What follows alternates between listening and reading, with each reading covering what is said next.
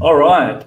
Welcome back to the other side of the coin. One more time, another late show. Trying to get this rock and rolling over the next few days during this Easter break so that all the viewers out there have something to look forward to during this isolation. So I've got myself, Dami is back again. He's becoming one of my favorite guests in this What's channel, happening? and Thank he you. was so entertaining yesterday. I got so many messages, so many people saying Dami was so funny. So Uh, had to have him on, and I've got another new person. He goes by the name of Manhandle CFC. I won't give away his full name. We'll mention him as Manhandle. But nice to have you on, Manhandle CFC. How you doing, my man? No, I'm good. Thank you very much. Thanks for having me on. Yeah, I might reveal my name at some point, but at the moment, I'm going to yeah, leave that nice, to you. I don't want to be nice the to find first a one to nickname. reveal. No problems, no problems. All right, boys. So I want to talk about, as I said yesterday, I want to talk about things that are, that are current at the moment in the timeline, so it's more relevant. So one thing that I noticed in the last 24 hours from almost everyone, they've been talking about this financial fair play. They've been talking about Roman Abramovich, and I think Liam Toomey as well published an article yesterday with the Athletic saying that Roman, may go out and absolutely ruin football again. And there's a lot of people that have been talking about this ruining football in the timeline that now that relaxed. I've got a different view about it, but I wanted to see what you guys thought. I'll start off with Manhandle CFC. What's your initial thoughts when you see financial fair play being relaxed? What does that mean? Well, what's your understanding around that, and what do you think Roman's going to do about that particular thing? Yeah, FFP for me, I think it was a good thing. I thought, we couldn't sustain the way we were spending money when Roman first came in. I mean, it got us to a point where we were challenging for trophies. We were the best team in England, and we needed that injection of cash to get there. But we had to be more sustainable. We had to be bit more self-sufficient, and I think we've done pretty well to get that way. We've obviously upped the commercial revenues, big sponsorships, Nike, etc., coming in. For me, I just can't see Roman going back to the days of spending 200, 300 million a transfer window. I think we might buy one or two big ones, big signings, but again, you then think about the economy at the moment. Is it Yeah. viable? I don't know. Just for me, I think Roman's put a sensible mind or a sensible shoulder. I think Marina's doing a pretty good job in the way that she's negotiating, and I just, as I say, I just can't see us going out and as you say, ruining football. I don't know what Demi thinks, but for me, I think it's going to be a relaxed summer for Chelsea and every other club because of the coronavirus and the revenues being severely hit from all the clubs. Absolutely. I mean, there are clubs, and even Chelsea is not immune to this, who are not making any revenue at the moment, and players are taking a cut with their wages and so on and so forth. Some staff are being furloughed at the moment. There's been a whole heap of talks that's happening around that. I find it so difficult, and Roman's an industrialist, so he's got sort of his investments everywhere, and he's not immune to this COVID-19 issue as well. So he's probably taken a big hit on his business everywhere else. So I just don't understand how certain fans, and I feel like fans are setting themselves up for disappointment come summer if things don't fall into their place. I just don't understand how they expect that Roman's going to just fork out 200 million, 300 million, and so on and so forth to ruin football. Tell me, what's your thoughts, man? I mean, tell me about that, and also talk to me about we are going to have hopefully some player sales in the summer. The likes of Willian and Pedro will go. We're not going to make any money out of them, but hopefully there should be other people. You talked about SpongeBob yesterday, which was a funny reference to Batshuayi. So players like that will go. I don't know how much they're going to fork out. What's your thoughts around a budget, around COVID-19, and the summer transfer windows? Today I'm going to be a bit more relaxed. I'm not going to come at too many people. All these FIFA playing 15-year-old football avid carrying individuals on the platform. But I'm going to leave them today. Because like for me, I see a lot. I mean, we've all done it. I've done past. Oh, Roman's gonna ruin the window. Yeah, Chelsea's gonna do it. But who are you buying, mate? Like, do you know Chelsea? Like with the financial fair play being relaxed, I don't think it really does change that much. The only thing it does change is our ability to spend more money.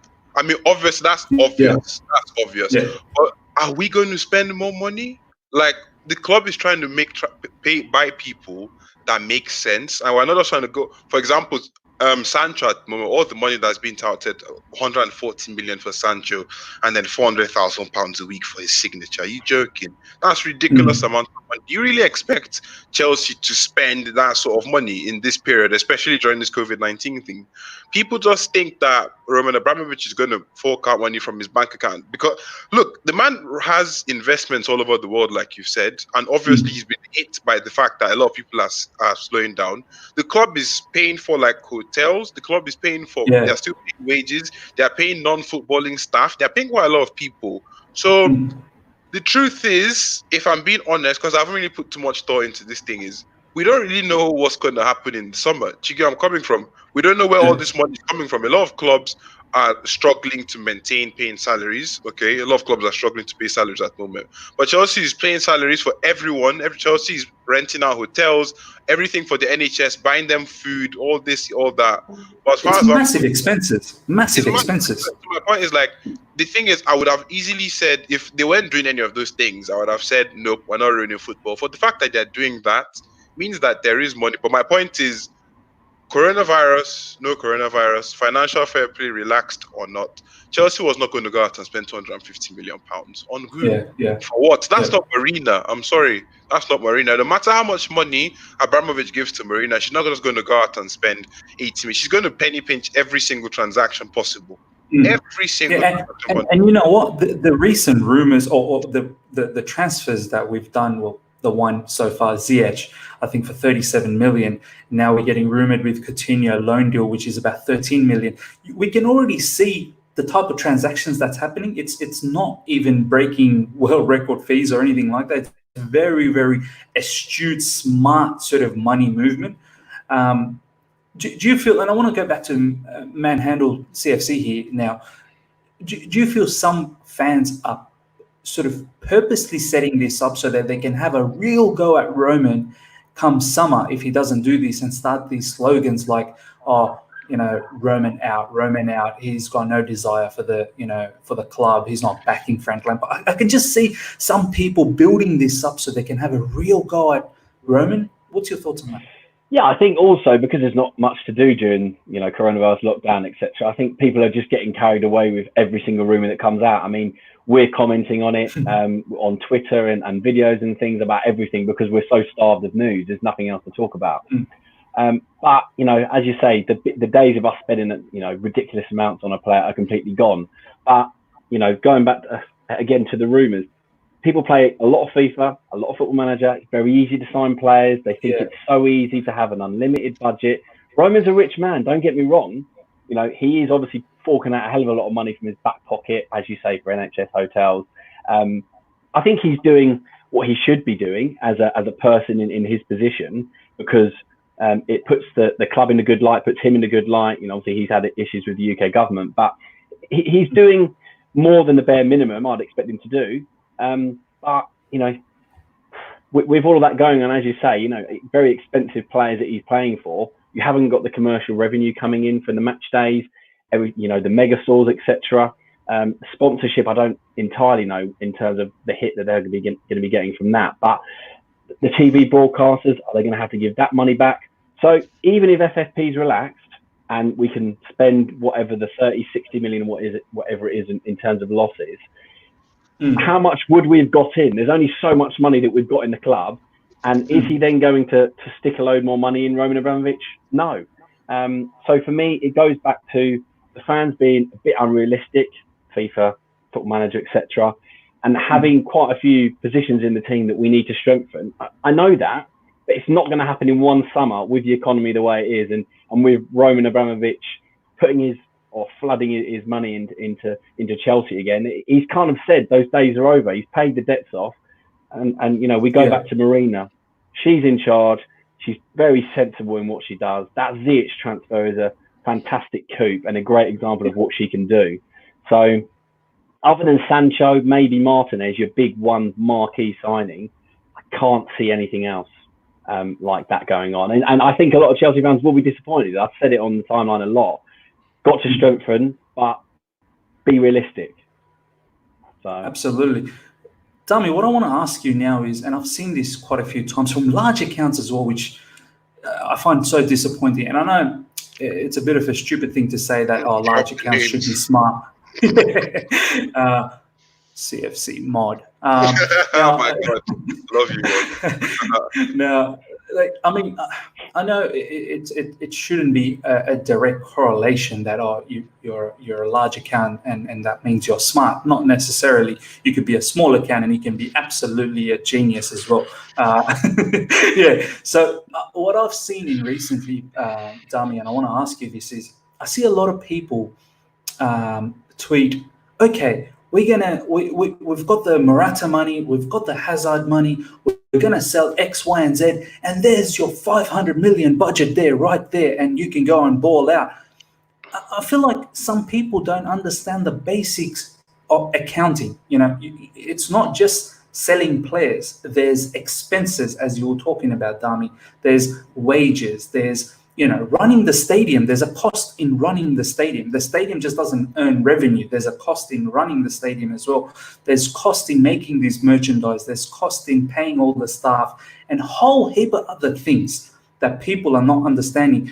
If people have a look at, Roman's era, he's still in debt. Like I think last I checked, I think he's pumped in crazy amount of money, and he's still about $110 million in debt for Chelsea, basically, which he needs to be paid back once he sells or whatever the case is. And that's why in recent times we've seen Roman not, he's trying to have a different philosophy in running the club. So what I want to ask you is, why are people not sort of understanding that it's not just selling? There's other factors as well.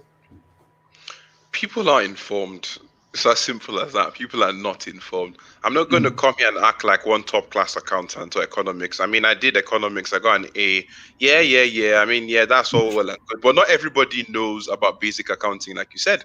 It's unfortunate because you'd hope that people knew basic stuff like that. Because, I mean, you buy a car, that's not the last payment, is it? You pay for fuel, you pay to wash it, you pay for you pay for insurance. So the thing about it is, if you use your car, because I'm going into an analogy like I always manage to end getting into. If you have a taxi, okay, if there are no customers, you're still going to have to take care of that taxi, aren't you? Because that's coming out of your pocket. So if there's no football, with the money from the Champions League, there's no Champions League rights anymore. I mean, that's basically stopped. There's no money coming from the Premier League. Nobody who is buying shirts at this time for what? Like no one. I mean, I don't know about you. I don't know about you guys. My account is just like, why haven't you spent anything in here recently? Like, it's like, what's that? Nobody's spending any money for anything because there's nowhere to go. Why would you go out spending buying club merchandise during this period? It doesn't make any sense. But the club, like I said, is spending money on people that they are still paying for the upkeep of the stadium. Everybody that's meant to be cleaning right now probably sat at home with with a Corona in the hand, the beer, and then they're just relaxing, waiting for their money to come in from the club. The club is still paying for a lot of stuff, and they're doing extra as well. So even with all of that aside, you can't just say, okay, so we've sold this person and you get this person as well, and you sell that person. Now you have £200 million in the bank. That's not how it works. Other things happen. People's wages come up. You have to pay for wages. So for me, I don't know why people still think like this. I mean, you wouldn't really expect 15-year-olds to understand economics at this point, but it is what it is. It is what it is. And I want to go back to you now, manhandled CFC, is that, and I want to touch on this again, as what Dami was saying, that not many people understand this. And we know how crazy and negative a social platform can be, such as football Twitter. This lack of understanding, I feel then, there's a lot of people we've seen in football Twitter that have got 20K, 30K, even 40, 50K followers. And these are kids, really. They're like below 20-year-olds. Some are probably 16, 17-year-olds. And they've got a very, very large following. When they don't have the understanding and they are sending out these messages that, are broadcasted to a wider community, and when they're saying that, Roman's not backing Frank, that could start creating a massive division within the fan base. And how do we combat that, man? Like, to the people that understand a little bit, how do we combat that so that kind of stuff doesn't sort of flow over and become a very toxic environment? I think Chelsea, Twitter and social media, they're doing a pretty good job at the moment of keeping us entertained. I think they're doing a heck of a job of just, keeping it positive. But in terms of fan bases, they're definitely going to be let down. What can Roman do and what can Lampard do? Lampard's hands were tied in the summer and in January. We couldn't buy. Well, January we could buy someone, but the hands were pretty tied. And I just think, as you say, with people putting out mixed messages, people just need to be realistic. It's really, for me, it's just as basic as that. It's reality. It's not a fantasy world that people live in. But what Chelsea can do in the summer to back Lampard, to show the intent, because next season we need to be looking for top three, in my opinion. A good run in the cups, a good Champions League run, and for that we need to sort our defence out. We need to sort out a striker or winger, etc. So to show the intent for the fans and for the club and for Lampard, because Lampard will know he needs reinforcements. As long as we can strengthen in one or two areas, I honestly believe some Chelsea fans will be disappointed that we haven't gone and got 4 or 5 massive signings, but they will be happy to know that we've sorted out parts of the pitch. This is a puzzle that's going to take a few years, even a few transfer windows, let's say, to solve. And if we can just do it bit by bit, Lampard's clearly happy to work with players and improve them. And he's got a lot of young players coming through that he's brought in from the academy. So I think the feel-good factor is back, at least with Chelsea, with the academy, with the fans, having Lampard as manager. So we're going in the right direction. So to go back to your question, the one way to turn the fans off is to not sign anyone, not make a big signing, not strengthen. To get them on side, all I think it needs for a lot of the fans is just 1 or 2 signings, which I think we'll do. No, well said, man. And this is a great segue into the next topic. And I want to start with Dami here. Dami, I want to ask you a very, very different, interesting style of question now, which is, let's say we hit with this, Roman's hit with this COVID really, really bad. And he's gone and told Marina that, Marina, no marquee, massive signings, but I want you to make some really, really astute, nice, sort of cheapish signings that have high potential. You can even use the academy if you want. Who would be in the summer the positions that you'll be looking at, and the kind of players with low sort of cost? Who would be some of those players that you'd be looking at realistically? So obviously we need to sort out the left back position. So for anyone that's not aware, newsflash: Ajax Telles is basically, I don't know what I'm not allowed to say, but Ajax Telles is in the works. Basically, is all I'm saying. Maybe 90% done, 100%. But you didn't hear that from me.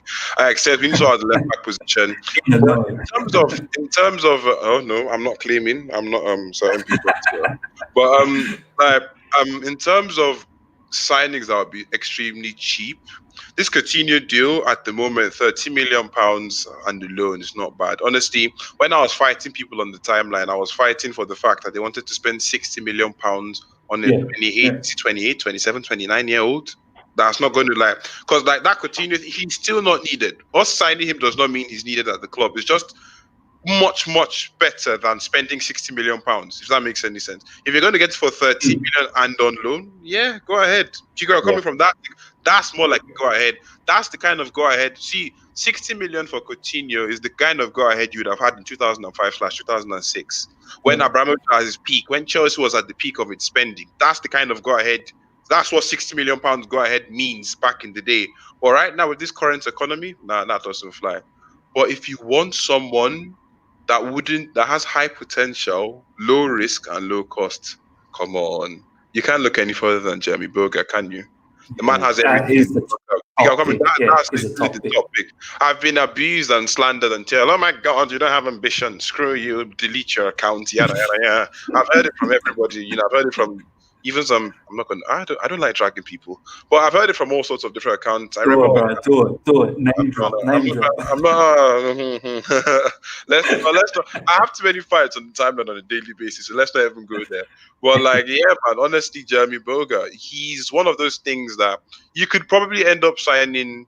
Because the argument I used was you could sign Jeremy Boga and then sign Sancho, but you can't sign Coutinho and Sancho. Do you get where I'm coming from?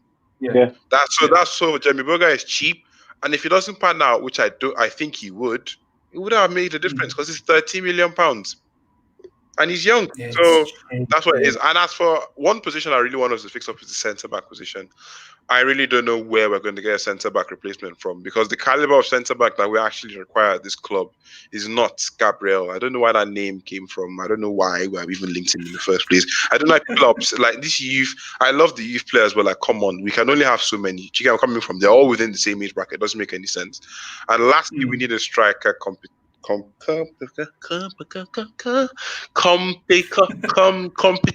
need competition for Tammy, basically. So if we can sort out competition for Tammy, then we'd be good. In terms of an actual striking partner /1B, I'm not too sure. Those are the pick of the bunch for me is definitely Jeremy Boga. £30 million, 23 years old. Why not? Do you bring back Ampadu and definitely 100%? I forgot about Ampadu. Definitely bring Ampadu back because I think one thing that I've said to a lot of people recently is all of these players we need to, because they're all within the same age. They have like 2 to 3 seasons to make a point now. Do you get where I'm coming from? And I think it's time to bring Ampadu back. Let us know, because I mean, everybody says he can play centre back, he can play DM. All right, that's well and good. Being versatile is nice. I mean, Mason Mount is versatile, can play in all sorts of positions, but he's in number 8/10. I'm coming from. He can play wing, but we know what his position is. We need to sort that with Ampadu as well. So everybody's growing up now, and like once it gets a specific level, some people are going to leave. Like I said in my video I put up, I think was it a week ago or so. Some people are going to have to leave at the end of the day. So Ampadu definitely comes back, maybe side by side with Billy, and then understudy to Jorginho. But yeah, Ampadu definitely coming back. But I can't really think of any other signings that we could make at this time. I can't think. I'm not going to leave you. Would you be upset if we didn't sign any centre backs and just continued with what we have? Yeah. Or would you take in Gabriel Magalhaes? Honestly, Miz, if you scroll through my timeline, I think 25% of my tweets are about shambolic defending, honestly speaking. I really, every single time I tweeted about Mickey Mouse defending last season, but nobody seems to care. Oh my God, we need a winger who can score more goals. But we're not baskets. Like we're acting like a basket at the moment. We can't keep on saying we don't need a centre. It's important. It's really, really important. Yeah. We need to sign a centre back. It's really critical. And this Gabriel thing, I'm like, okay, he has talent, he has potential. How many centre backs do have potential in the academy, for God's sake? Why are we spending more money on someone that's not proven? It doesn't make any sense. More potential. What are we doing with potential? Potential this, potential that. It doesn't make any sense. We need an actual centre back. The only problem I have with that is I don't know who we're going to sign in that position. Yeah. That's my only problem with it. But if we don't get a centre back, I'll be up in arms. Because a certain hustle merchant cannot be starting next. Definitely not. Now, Manhandle CFC. It's perfectly what Dami said, that centre back is so important. There was a time earlier this season, even during around January, so many accounts were coming out, and fans actually coming out and saying, "Oh, defense is not really our issue. It's not scoring up front. If we score up front, then our defense is going to look much better." And I'm like, well, I don't understand that logic. So you're saying if we score more, we're not going to leak goals at the back. What's your thoughts?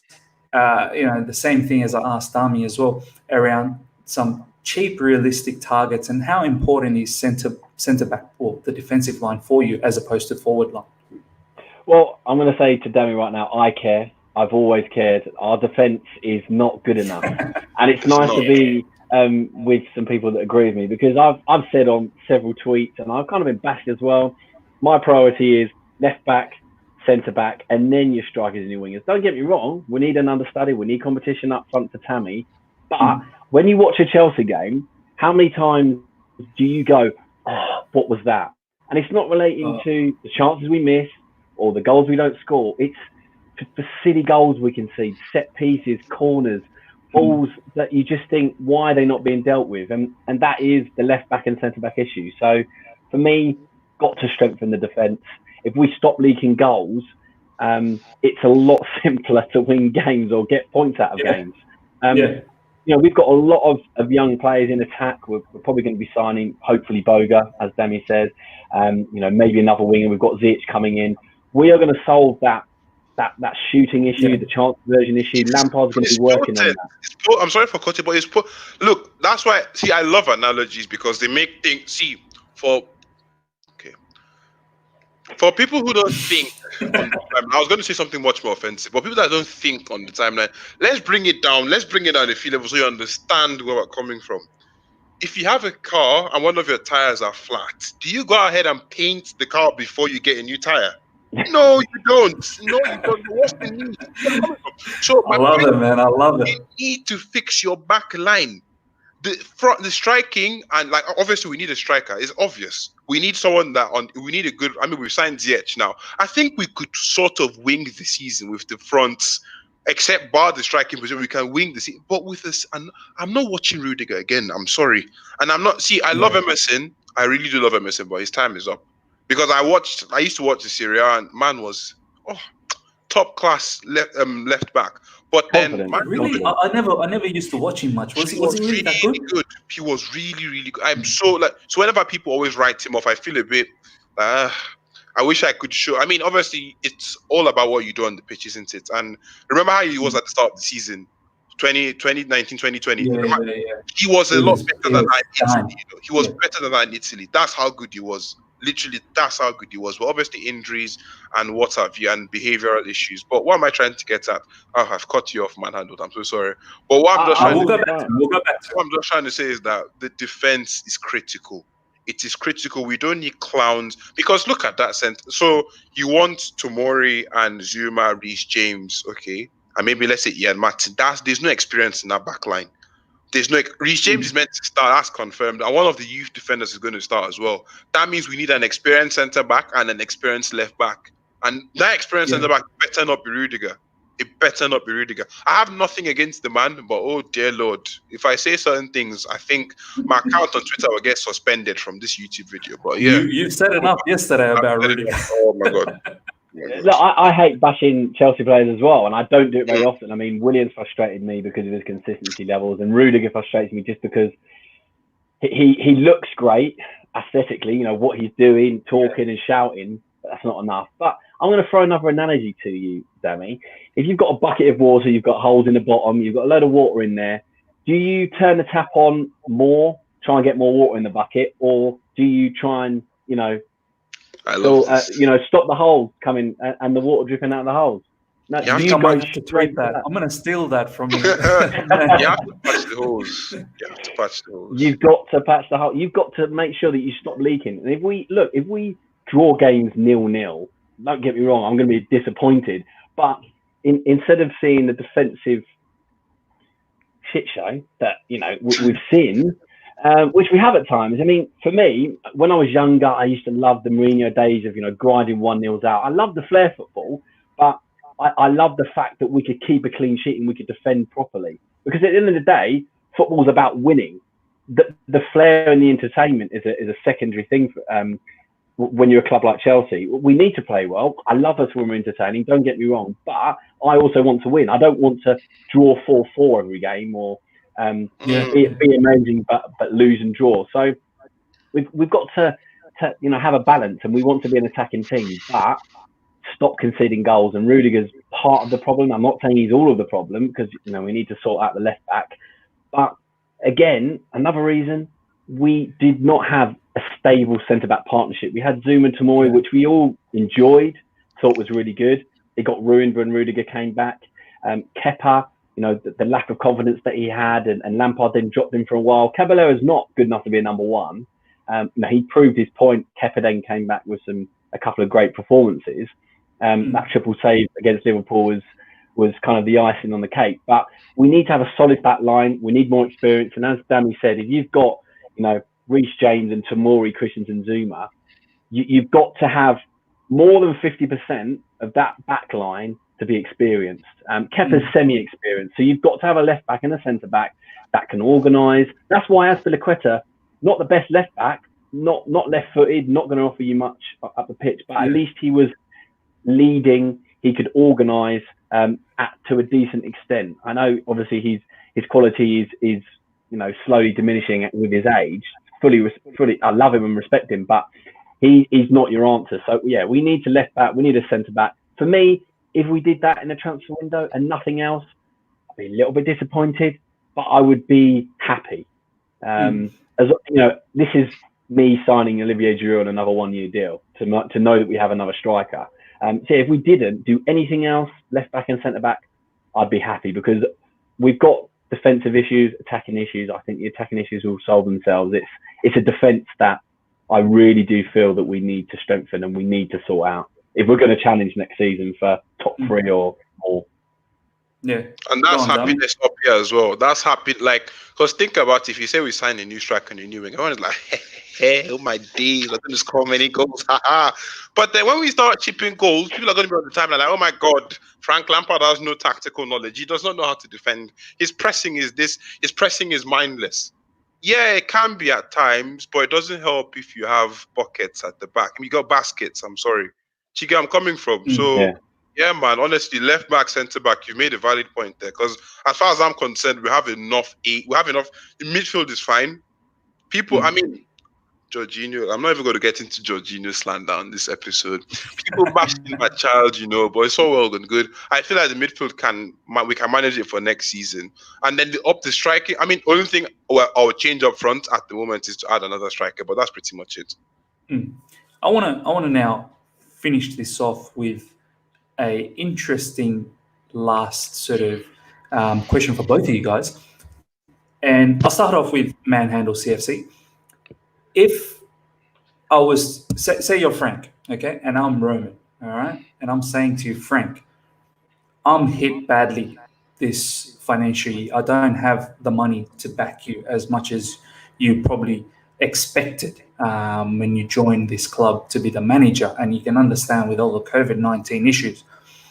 I'm going to give you, I've already given you Ziyech. I'm going to bring back Boga for you because that's a good financial decision for me. I'm going to get you Coutinho, which is a good loan deal. And I only have enough money now for either a centre back or a left back. I can't give you two. I cannot give you two. Tell me how you would approach that either way. That is a very good question. It would boil down to me to what is Chelsea's one of the biggest, or if not I'd say our biggest problem defensively is our marking, zonally, man marking. I don't know what it is. It's a mixture of both, and it's so that's all coming from corners and set pieces. Now your left back, unless he's really tall, he's not going to solve that issue. Your centre backs is generally the heart of the pitch, at the heart of the defence. Where a lot of the strikers will obviously put themselves up against. So I would say I'd rather sign a centre back than a left back. But just about make do, I think, with Emerson, Alonso, Maitson, and Azpilicueta deputising. I think we can make do. I don't want to, but I just think if we have a solid centre back next to one of the 3 up and coming boys that we have, I just think it will transform us. If we've got Reece James on the wing, we're obviously trying to play up the pitch. We want to be an attacking team. So if we can just keep it solid, I think it will help. I've got to go centre back. It's a really tough choice, and it's a really good question. But anyone in your mind in centre back position that you so fancy? A massive scouting network, several people on loan. And people all over the world that we don't even know about. This Gabriel came out of absolute nowhere. No one really knew about him. He played against us twice didn't really come across me as anything good. So I think Chelsea fans have got to trust. We've got so many scouts out there internationally that know way more than we do. And we might have someone lined up that's going to come out in the rumour mill tomorrow. So I think we've just got to trust Lampard and Roman that we will do some business to address our areas. I'm interested to see what Danny thinks now. Yeah, Dammy. So same question to you. Coutinho, I've got you. Boga, I'm going to bring you back. But I can't give you anyone else, just either a left back or a CB. I can't give you both. You're going to have to do your best. How'd you go? This is a really difficult question, so screw you. Man, can you guys imagine how tough it is for managers out there? Managers are so tough. Like, they're tough. Thing is, as much as, no matter how good your centre backs are, and this is why whenever Mediano comes at me with this defensive midfield argument, a part of me always knows I'm going to not entirely win the battle. You need your centre backs to be screened to a certain extent, okay? See what happened with Reece James and Alphonso Davies against Bayern Munich. That's where most of the, that's pretty much how we got dismantled. Reece James is a fantastic footballer, okay? I'm not writing him up, but I'm just using that as an example because I can't think. I've seen so many Emerson and Alonso defensive shit shows that I can't really pin my hand on one. But Reece James has them so infrequently that it's easy for me to remember one of them. I think I would rather get a left back simply because I actually see the thing is I want a centre back that can teach these boys what to do. Okay, they can teach. Look, if you pair Zuma, because I've always said all our centre backs are secondary centre backs, but Tomori probably because Tomori is more of an overall kind of person, and I feel like if you get him to do that leader role per se, he can definitely get it sort of done. Do you get where I'm coming from? But we could even put Aspilicueta as a centre back. Do you get where I'm coming from? That's something we've done in the past. I'm not saying I'm a fan, but my point is, it's a lot easy for us. So if you get that centre back, okay. What happens when you have Alonso trying to jog back? Callum Hudson-Odoi / Pulisic are going to be one of the people on the wings, or Coutinho. None of those two are going to track back. That means anytime we go up against anybody, that left, that right, that's the right wing for their position. That's free reign. Do you get where I'm coming from? So if you're going to keep on getting, because crossing in, look, that now comes down to tactics. Do you get where I'm coming from? How are you going to defend crosses? How are you going to defend corners and stuff like that? That now boils down to tactics, not necessarily the centre backs. Obviously, you need good centre backs to carry those things out. But I don't feel like we need to sign a left back that can actually help us block off the channels. Yeah. They need to be able to block off those exterior channels. Obviously, I have inside. Exactly. That can actually do some defense. That know how to defend those areas. Because Manhandle doesn't seem to agree with what I'm saying. But that's just how I feel about it. This is the thing. It's a really difficult question, and the only reason I've gone centre back is because, as you say, they're secondary centre back. I don't think they're ready. If we went in with Zuma, Christensen, Zuma, Tomori, I'm just not that confident for a whole season. But the thing is that they can get a shift done. Do you know what I'm coming around? Like the thing is, I'm not allowed to swear on this channel, right? No, you're not allowed to swear. The S word is. I was debating it. Okay, if they mess up, this doesn't sound as strong, but oh well. If they mess up during the match, okay, at least you know they are young and they're trying to gel. Do you get where I'm coming from?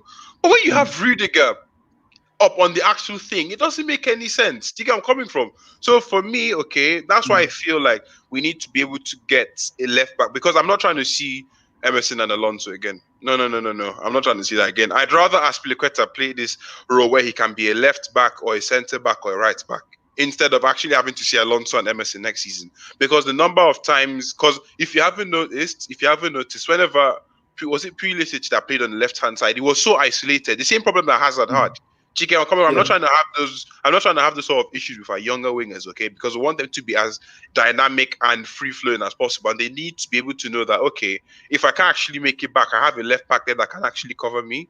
Do you get what I'm saying? Or like a Coutinho. I just feel that's just how I feel about the entire situation. But that's personal. No, it makes sense. It makes sense. And I tweeted something like this maybe a few days ago saying, as much as we are so happy to see the backs of Willian and Pedro go, I think we are going to be made aware that the amount of defensive, saves that they do, like the track back that Pedro and Willian does, and makes sure those holes that Dami and CFC Manhandle, you guys were talking about, that's left in the fullbacks area when fullbacks bomb up, I think it's highly underappreciated, man. Very few notice those things in the game. They only see, Willian just runs up and just dribbles and does nothing at the end. There's no end product. Pedro just runs around, does nothing.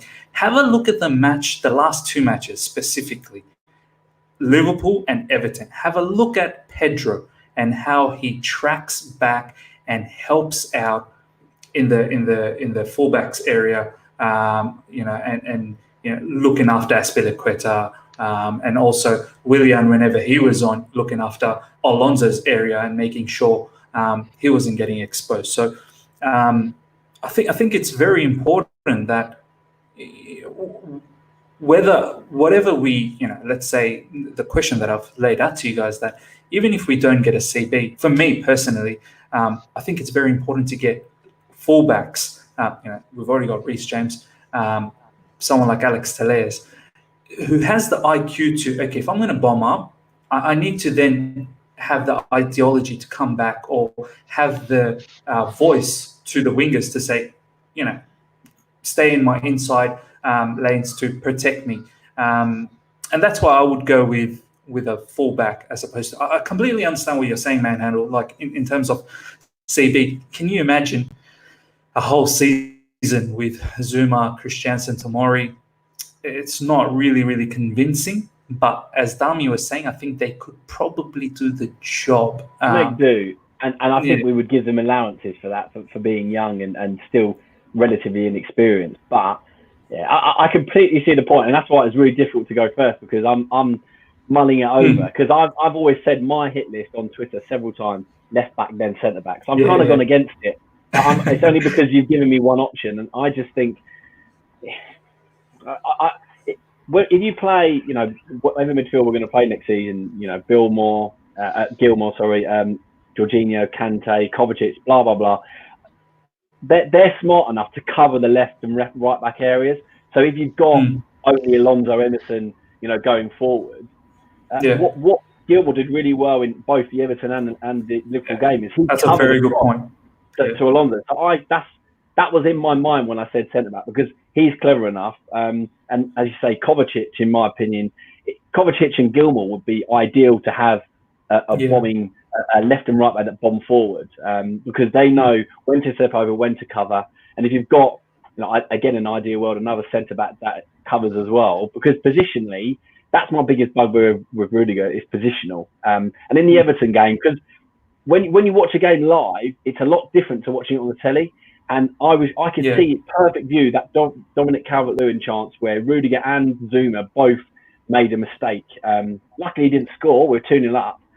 But it was positionally that I was more annoyed with Rudiger, because he was playing him on side really. But that what tipped it over the edge for me. Not the left back being up the other side of the pitch, but the heart of the defence when it comes down to counter attacks, which we're susceptible to because we generally try and press up quite high.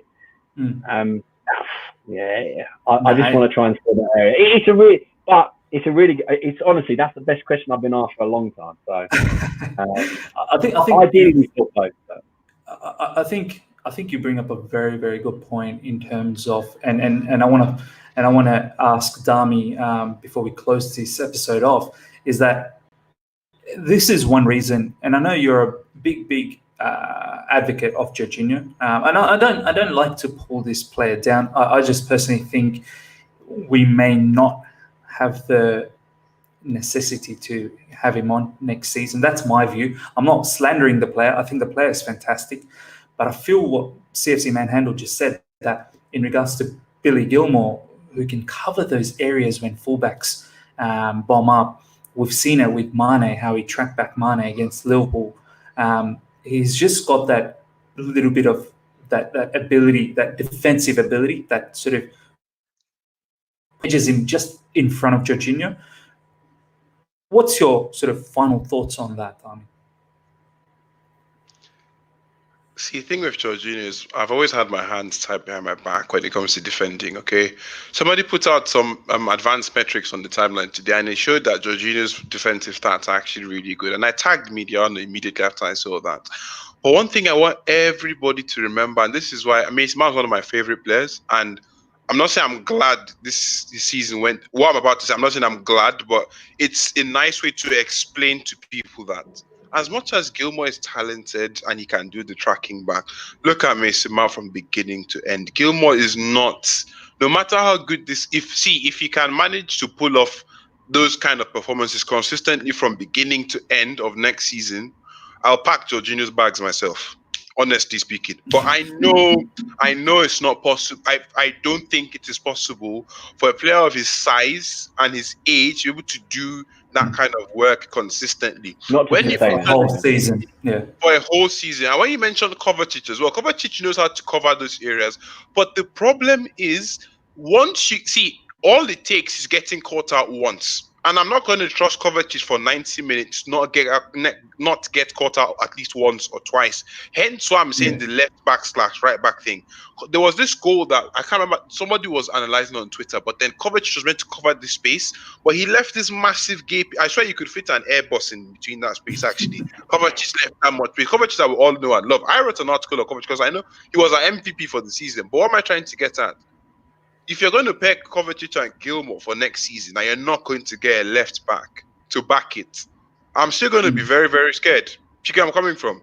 I'm still going to be very, very scared. So that's why I tell people, like, whenever Midiano comes at me and says Jorginho is a bit too slow to be able to cover the spaces and everything, watch the goals where he's actually too slow. What wing is that usually on? It's usually on the left flank. It's the left-hand side of the pitch where that problem usually happens, because Reece James is not going to cause those sort of issues. Aspilicueta is not going to cause those sort of issues, leaving that sort of space there. I'm not saying Jorginho. I'm not trying to see, because people always tell me that, oh, you need to get 4, 5, 6 players to back Jorginho. I mean, yes, it would make his game a lot better, because I feel like his positives outweigh his negatives. What am I trying to get? If you get a left back that is actually competent at what they do, it's going to be a lot better for everybody. See where I'm coming from? Because when it comes to centre backs, no matter how good your centre backs are, if they are caught out, they are caught out.